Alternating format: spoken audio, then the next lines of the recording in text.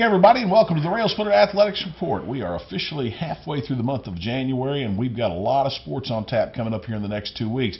Right now in the middle of basketball season, but today we're going to be talking with Lincoln Memorial University's softball coach Natalie Layden about the upcoming season and a brutal 2013 schedule that's in store for her team. And we'll also take a look at what she can expect from some of her players this year in her first year at the helm of the Lincoln Memorial University softball program. A little bit later on tonight, we're going to talk with LMU head men's basketball coach Josh Schertz. The Railsplitters are 11-2 on the year, 4-1 in South Atlantic Conference play, and fresh off of a victory over Brevard College. They will be traveling this weekend to Lenoir-Rhyne University to take on John Lynn's and the Bears, and that's going to be a tough one over there in that place that they love to call the Inferno, or the Furnace, and that's in Schuford Gymnasium. It's all coming up here in just a few minutes from now. Stay with us right here on the Railsplitter Athletics Report. Back after this. I will help families adopt children from around the world and in our own backyard. I am teaching ethics to the next generation of lawyers. I will make a difference for the underserved of this region. I will be an advocate for my clients. As a prosecutor, I fought for those who couldn't speak for themselves. I'm a lawyer and professor. I will be a lawyer. I will be a lawyer. I will be a lawyer. I guess we'll take Morty. Yes. Pick last. Ouch. A vault will put you back on top. Wenches and kicks. Incoming! Yes!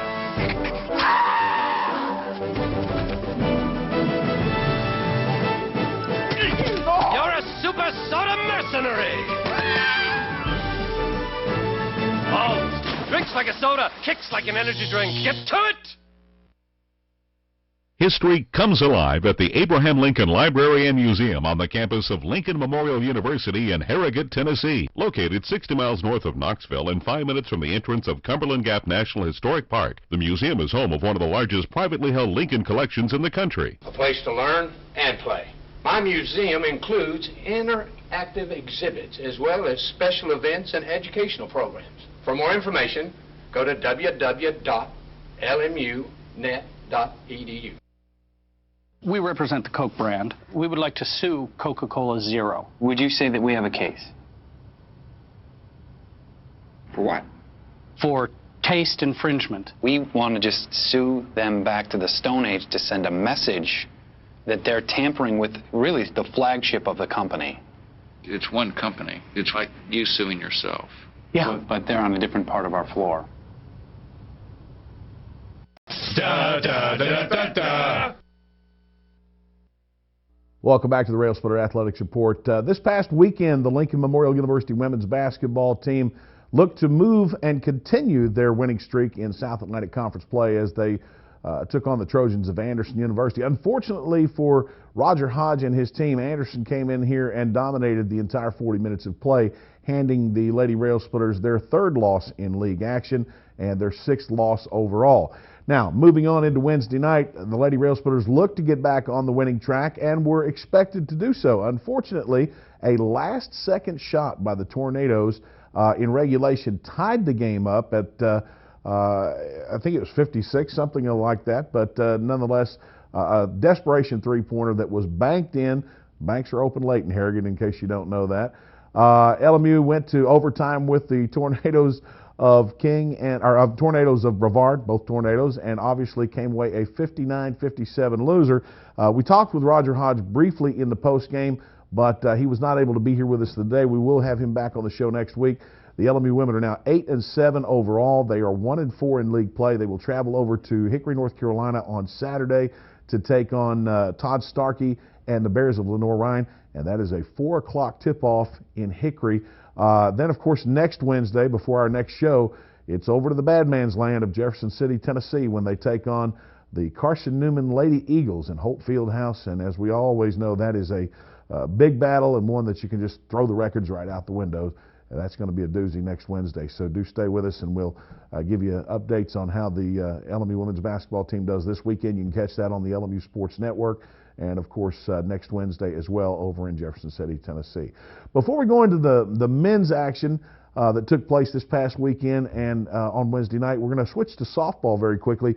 Natalie Layden, head coach of the Lincoln Memorial University softball team, joins us. And Coach, you came back to school, well, for some of us, we were here during the break, but you came back to school about a week and a half ago with student athletes, and things were looking pretty good, as though we were going to get out there and get some early season practice, and then all of a sudden, the tri-state area turned into medieval Scotland. We've got fog rolling in everywhere. We've got rain every day, monsoons. Now they're calling for some wintry mix this afternoon.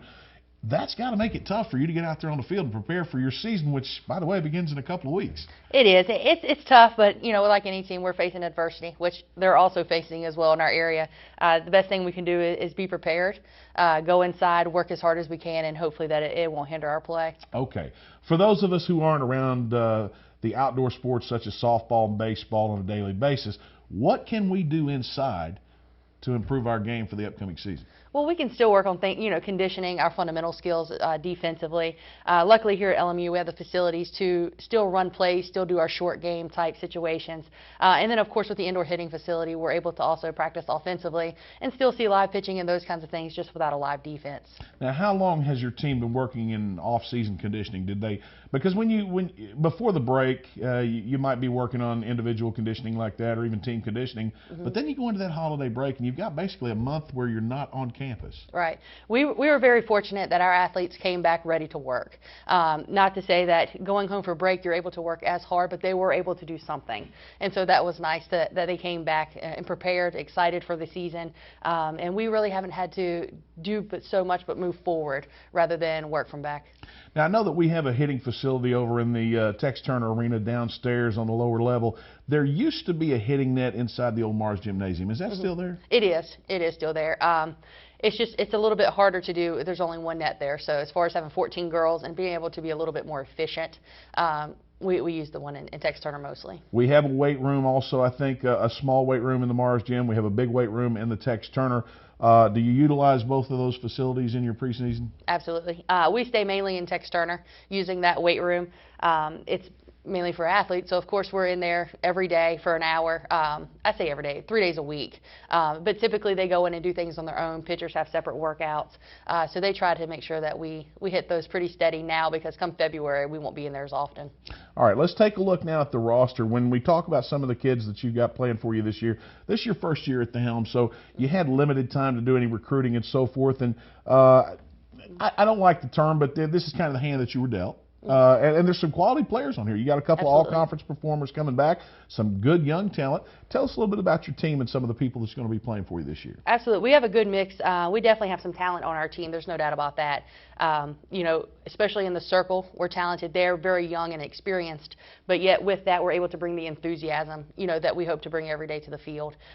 Defensively, for the most part, we return most athletes that haven't necessarily had that much experience. So in the experience side, we're not as much as you would like to be, but we definitely have the enthusiasm and the energy to go along with it that'll help us out.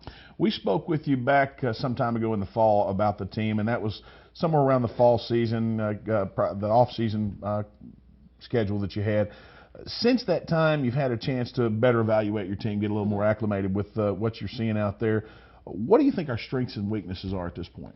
Our strengths definitely at this point in the year is our offense, and I think some of that comes from being inside so much, and that's been our focus more so than our defense. But you know, we're really starting to hit the ball with some power now, but yet we have enough speed to have a good mix in our offense. I really feel that if we can hold it down in the circle and keep what we've got going offensively, we'll have a pretty good season. Now, when you look at the schedule, and I've got a copy of it here in front of me, February 5th is the official home opener, and then as we know, the month of February is somewhat hit and miss in terms of the weather in this area. But when you look at the non-conference schedule that this team has got, you open up on February 2nd down in Milledgeville, Georgia against Georgia College and State University. You got Georgia Southwestern following that on the 3rd. North Georgia, one of the top-ranked teams in the country, according to what you told me earlier, Lander University. This is just a brutal schedule in terms of anybody, much less first-season coach at the helm of the program. It's brutal, but I think it's extremely exciting. You know, to play a lot of regionally ranked teams that are typically, I mean, you've got Augusta State in there as well, who's typically top 6 in the country. You know, you've got North Georgia, who's top 5 every year, just about the past probably 5 or 6 years. So we're excited about the schedule. I think it's going to make us better. It'll definitely show us our weaknesses early on to help us get more prepared for our conference play. When I was playing some sports back before Abraham Lincoln lived, Coach, I like to play for a coach that was what I call the player's coach. What kind of coach do you see yourself in your first year down? I say it's a little bit of both. A player's coach, but then understand we have a lot of work to do. You know, there's a lot of foundation that needs to be built with our program, and so we've definitely taken two sides of that. Coach Batts and Coach Jen have been phenomenal in our progress at this point, and so with that, we're able to split some of those duties up, but yet make it enjoyable for them to understand that hard work will pay off, and also understand that you can have fun while you do it. I'm glad you brought up your coaching staff. What do you feel they bring to the table for your team this year in terms of their experience and knowledge? Right. They definitely bring a ton of knowledge of the game. They both are well experienced at playing levels and coaching levels. You know, Coach Batts has been phenomenal at Northwestern, come out, you know, all Big Ten. You know, she had a lot of accolades. Coach Jen pretty much holds every pitching record there is to hold at Georgetown. So we're very fortunate to have those two with us and their experience that hopefully, you know, our girls will get that same feeling. Think either of the two have any eligibility left? I would like it. I think we got a uniform maybe for them. Again, Coach, you're talking about opening the season, Georgia College and State University. We looked at the non-conference schedule. I think you play your first conference matchup on March 9th. Yes.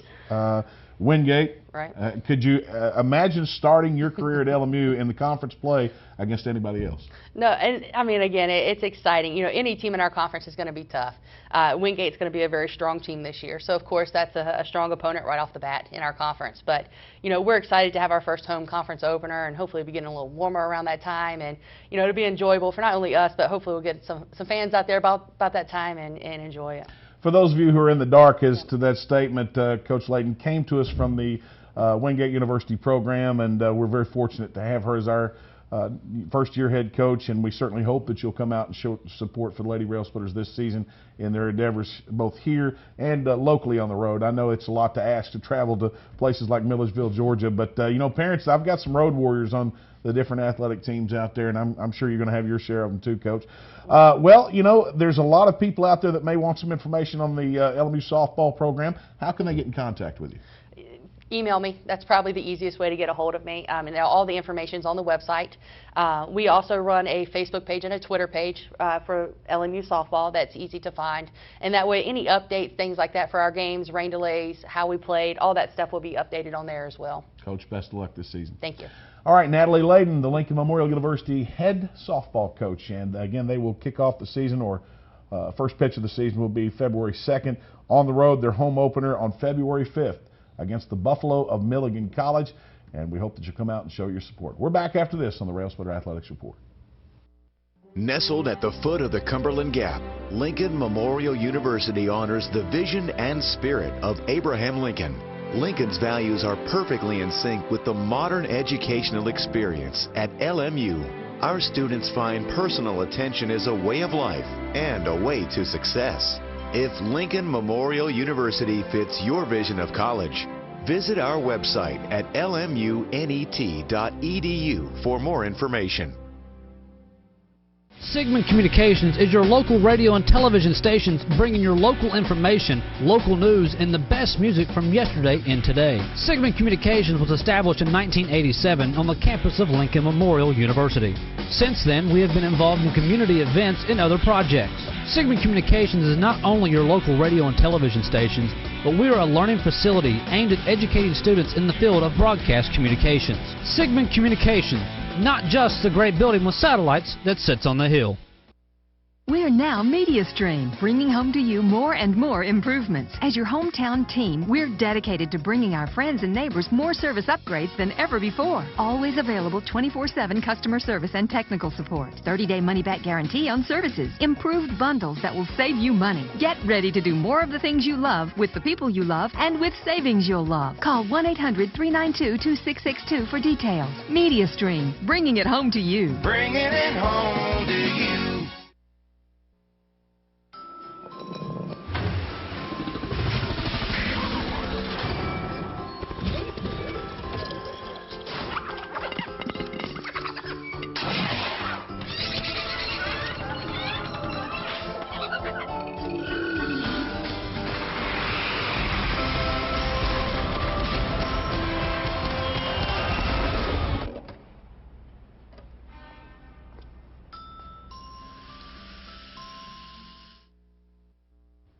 Welcome back to the show. You know, last Saturday, the Lincoln Memorial University men's basketball team suffered its second loss of the season.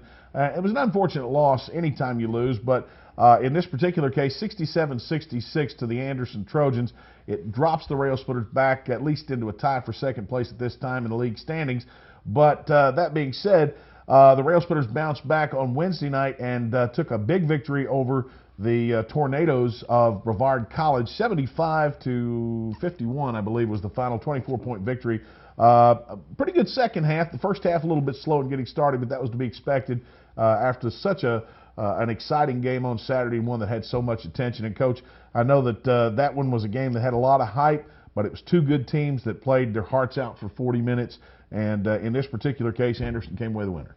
Yeah, it was a disappointing loss. Obviously, every loss is no loss is a good loss, but disappointing to come up short in a game that we felt like we had pretty good control of there inside the final minute. And you know, you got to give Anderson a lot of credit. I thought they played tremendous. I thought we played really well as well. I thought it was a really well played game for both teams. I thought you know, we didn't make a play or two down the stretch that we could have, and certainly.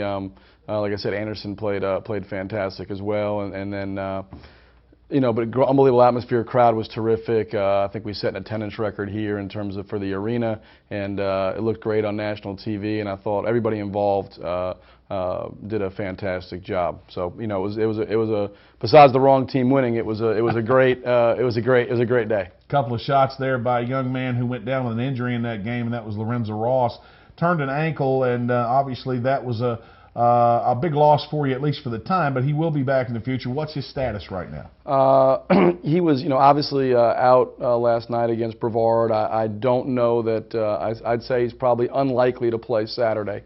But the hope is he's probably likely to play at Carson Newman on Wednesday. So, you know, you know, we were able to obviously hurt not having him. He's our starting point guard and our best guy in terms of getting the ball to the paint. But I thought, you know, down the stretch of the Anderson game, C.J. Wakely did a great job filling in. I thought, you know, Tim Pierce last night showcased a little bit about what he can do when his opportunity arises. So other guys will step up in the stead, but certainly we're hoping to get Lorenzo back as soon as possible. Do you feel at any point this year, I mean, I know we've had some tremendous games. We're 11-2. Is there one time that we have had this entire team clicking on all 8 cylinders at the same time?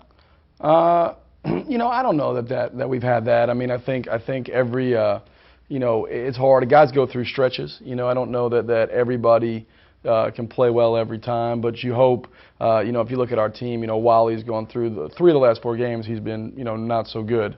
But Cam's been really good 3 of the last 4 games. But prior to that, you know, Wally was playing much better than Cam. So guys go through stretches. You know, you figure there's going to be good stretches and bad stretches, whether it's shooting the ball or how they play. You know, so I think that kind of balance out. I think we still have levels to go to. I think we can improve. You look at last night. Sorry, individual performances can get a lot better, and you know, we need our seniors to play more consistently. You know, I thought over the last 2 games, you know, Jake was, you know, against King and Augusta, I thought was unbelievable. You know, he had 42 points and 21 rebounds in those 2 games combined. Well, the last 2 games, you know, 10 points and 3 rebounds combined. You know, and I can say the same thing for Wally. Wally played great against Anderson last night. Really struggled. And so we've got to get some individual guys playing better. But I do think as a team you go through stretches, but we're still not nearly as good. I think as we can be, as we can get to. I think the upside for this team is still tremendous. While that's being said, we've got to win games and get better. And I think defensively, we've improved a lot. I think, you know, you look at, you know, how we guarded Anderson, how we guarded Brevard, Mars Hill. We've played much better defensively here the last few games, and that's been a big part of, you know, us in terms of giving ourselves a chance to win, and going to be a big part of. We got to hang our hat on that moving forward if we're going to have the type of season we hope to have. Yeah, Vincent Bailey is a guy who we had a lot of preseason accolades, and we anticipated a lot out of him. He struggled somewhat consistency due to injury, due to various things early in the year. I thought against Brevard he really had a quality outing, 18 points, 10 rebounds. But, you know, Cam Carden's a guy who, for whatever reason, this year has not really seen the looks that he normally gets. all of a sudden here in the last couple of games, he's getting better looks, he's making a lot of shots, and that's really bringing a whole new dimension to that perimeter. Yeah, you got to have guys that can stretch the floor. You know, the way you got to have balance. You got to be able to score inside. You got to be able to make perimeter shots. Otherwise, teams can take away one of the two. You know, you got to be able to throw the ball down to a big and have them score it, and you got to be able to, when they collapse in the bigs, make open shots. And Cam's a guy that lid was in the basket for a little while, and I think, and you look at him, 3 of the last 4 games, he shot it really, really well. Shot it well last night, shot it well at Mars Hill, and so I think, obviously didn't shoot it well against Anderson, but, and so I think, Vinny is a guy that missed the first 5 games a year with injuries, but he's had now 6 double-doubles, I think, in the last 7-8 games. So he's come back and is starting to play a little bit better. He's got to, convert more plays around the rim. But we're getting better balance. I mean, we need, Dustin's been pretty consistent, but Cam, Wally are 2 guys that we need to stretch the floor. And by that I mean guys that got to guard in the perimeter. That opens up passing lanes to your bigs, and they've got to be able to make those shots when they collapse down the bigs or when Lorenzo, CJ, or Tim get in the paint and kick it out. We've got to be able to make open jump shots. Those are certainly, I think, our 2 best perimeter jump shooters. Tim Pierce is a guy that you recruited and brought into your program. He was the only freshman out of all the freshmen that you brought in that you allowed to play this year. Everyone else redshirted. Now, all that being said, you've never once questioned his scoring ability. It's just that he needed to improve on some things offensively, and he needed to really pick up his defensive game. I thought he played well on Wednesday night against Brevard. That was second half. He had 14 points. He was the whole reason we. I think we broke the game open. He was the best player on the floor in the second half. Tim's. I know I've said it many times. Tim's the most talented guy on the team. He's 6'2", 6'3". He's a great athlete. He can shoot the ball beautifully. He handles the ball well. He can attack the rim. He can pass it. The biggest thing with Tim is figuring out how to be aggressive and how to play with an aggressive mindset and how important it is to defend every possession and go after balls. And that's where he's struggled, but you can kind of see the light coming on. He played really well at Augusta. He gave us great minutes against Trevecca Nazarene when Lorenzo and CJ were struggling. Again, last night, Zoe goes down with an injury. Tim steps up and he scores 14 points in the second half and made a couple big steals, made a couple threes. I thought was certainly keyed that second half run that broke open what was a 1-point game and made it to a 30, 28, 29-point game. And he was in the center of that run. He and Vinny certainly were the 2 best players for us last night. All right, you're 11-2. You're 4-1 in league play. You're back on track now with a victory, but this weekend you go over to Hickory, North Carolina. John Lenz has put together a team this year that's a quality ball club, and you're going to have to play him first on his home floor this season. They're good. They're 10-3. Their 3 losses have been, really, 2 of the 3 have been by 3 points or less. It's going to be a great test down there. They're one of the elite teams in the league. They're one of probably the 5 teams that can win the conference. I would say without question. They got good guard play. They muddy it up, as you know. They slow the game down. They like to play the game in the 50s. We've got to get them sped up a little bit, but in the same token, we've got to execute against them in the half court, and we got to do a good job of on Denzel Dellingham, who's averaging 18 points a game and is certainly one of the best players in the South Atlantic Conference. Well, you back that on Wednesday, and then I bring this up because it's before our next program. Mm-hmm. You take one game at a time, obviously, but you'll have a short turnaround time in preparation for Carson Newman. Very emotional game. It's going to be in Holt Fieldhouse. It's always a tough place to play. Chuck Benson's got a great squad again this year. He's done a fine job with that program since taking over the helm. So you got another back-to-back couple of games in this brutal stretch that you've got here, this schedule, that are just difficult to deal with. Yeah, well, we're going to know a lot about our team the next 3 games. I mean, you look at it, we got to go to Lenoir Ryan, who's a contender for the league. You got to go to Carson Newman, who's certainly, I think, as good as anybody in the league, maybe the best team in the league. And then you got to go to Wingate, who's winning by an average of 28 points a game in conference play and is 5-0. They come here. So the next 3 games, we're going to figure out kind of where we are in this conference pecking order. So I'm excited about it. I think it's going to be great challenges. 2 road games. We played well on the road. You look at it, we're 3-0 in the league on the road, 5-1 in the season. Tough road challenge Saturday, and then we got to strap it up, and we're going to have our hands full, obviously, at Holt Fieldhouse on Wednesday. Coach, I know you'll have them ready. We'll be ready. Good luck this Saturday. Good luck on Wednesday. Thanks, Russ. Josh Schertz and the Railsplitters hit the floor for a 6 o'clock tip-off on Saturday. We'll have pregame coverage beginning just following the women's postgame. And you can join us on the LMU Sports Network, WLMU 91.3, and on the World Wide Web for that broadcast. We're going to take this time out. We'll be back here on the Railsplitter Athletics Report. Nestled at the foot of the Cumberland Gap, Lincoln Memorial University honors the vision and spirit of Abraham Lincoln. Lincoln's values are perfectly in sync with the modern educational experience at LMU. Our students find personal attention is a way of life and a way to success. If Lincoln Memorial University fits your vision of college, visit our website at lmunet.edu for more information. Sigmund Communications is your local radio and television stations bringing your local information, local news, and the best music from yesterday and today. Sigmund Communications was established in 1987 on the campus of Lincoln Memorial University. Since then, we have been involved in community events and other projects. Sigmund Communications is not only your local radio and television stations, but we are a learning facility aimed at educating students in the field of broadcast communications. Sigmund Communications, not just the great building with satellites that sits on the hill.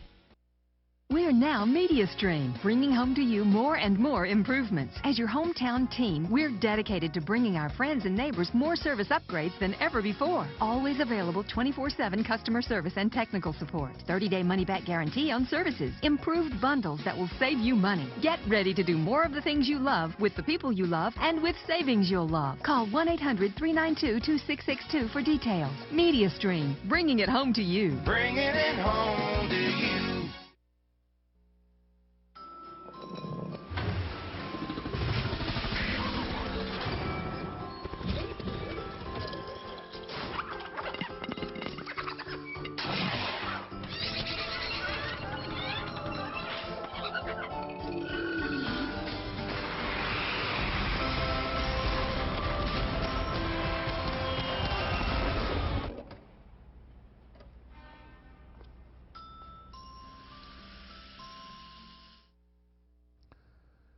My special thanks to Natalie Layden, LMU head softball coach, and Josh Schertz for joining us tonight, LMU's head men's basketball coach, for joining us on the show as our guest this evening.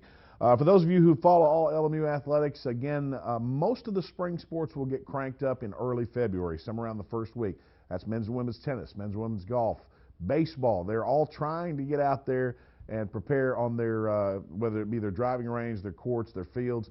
But right now the weather throughout the tri-state area is really hampering that effort, and hopefully we'll dry things out a little bit to where the two or all of them can get out there and start preparing for the 2013 season. Again, for those of you who wish to follow the Lincoln Memorial University men's and women's basketball teams this week, the women play at 4 o'clock in Hickory on Saturday. That'll be a 3:40 pregame on WLMU 91.3 FM and on the World Wide Web at www.lmurailsplitters.com, as well as 913thegap.com. We'll carry that over into the game. Then the broadcast will carry over into the men's portion. On Wednesday, same thing. We'll be over in Jefferson City, Tennessee, but pregame coverage will begin at 5:40 on the LMU Sports Network, and tip-off, of course, at 6 o'clock against the Eagles, Lady Eagles, and then the Railsplitters will follow at 8 p.m. That's really about all the time we have for tonight's show. We'd like to remind you to keep up to date with all LMU athletics. Pull up the LMU Athletics website, www.lmurailsplitters.com. Until next week, good night, everybody.